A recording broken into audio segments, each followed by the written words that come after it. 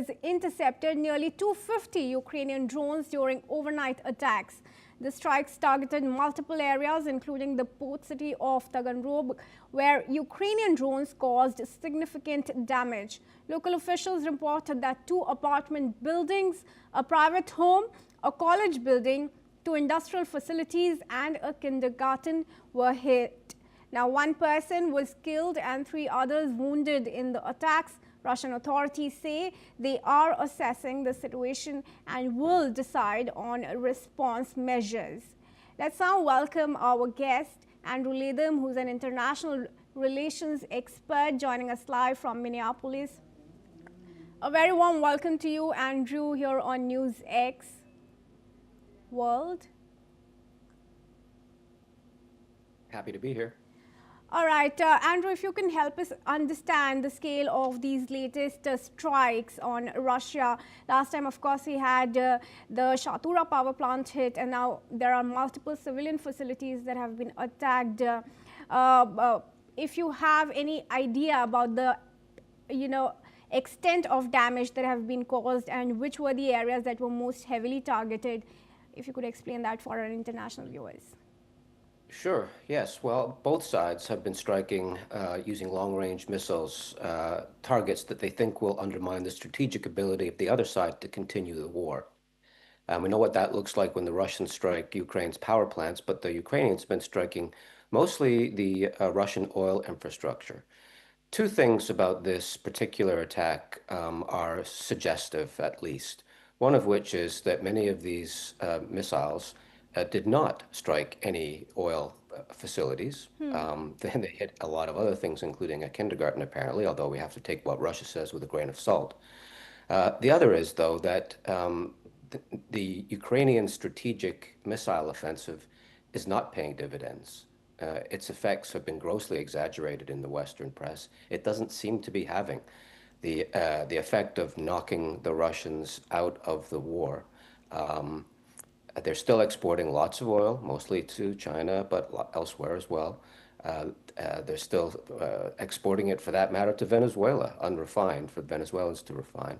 So it's really not having the intended strategic effect because missiles often go astray and because the Russians are getting better and better at intercepting them. So that's the big strategic picture when it comes to these missile strikes.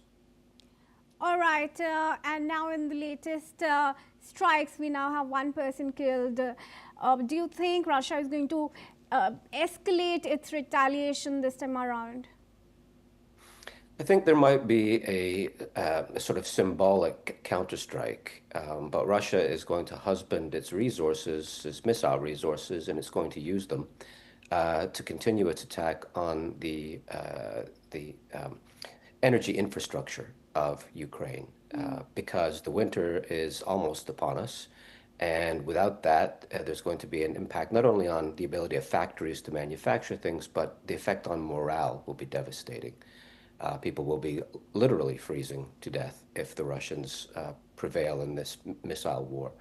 So a symbolic counterstrike, I think that's in the offing. Will this change fundamentally Russia's missile strategy? No, I don't think so. Andrew, also please help us understand the area that the strikes were targeted towards this time around. Last time there were many shellings on the Crimea region. This time it's Taganrog. How is this important for the Russian Federation, the area? Well, it's important. It's important, not crucially important, but as part of the infrastructure that is sustaining the war, it's a node in that network. And to the extent that Ukrainians can knock out multiple nodes, and not just knock them out for a day or 2, which has been the case so far, but knock them out permanently, that would undermine Russia's war effort. But it's not happening. Most of the damage that's been done on this strike had nothing to do with the intended targets. The bigger picture is that the strikes often knock a facility out for a day or 2, but there's redundancy built into the Russian system. There's a repair capability in the Russian system. And some of the Russian system is still beyond the range of the vast majority of Ukraine's drones and missiles. So this was an important target that wasn't destroyed. And that, I think, is suggestive of the bigger picture of Ukraine's offensive against Russia's oil infrastructure. All right. Well, thank you, Andrew, for sharing your perspective on the war in Ukraine.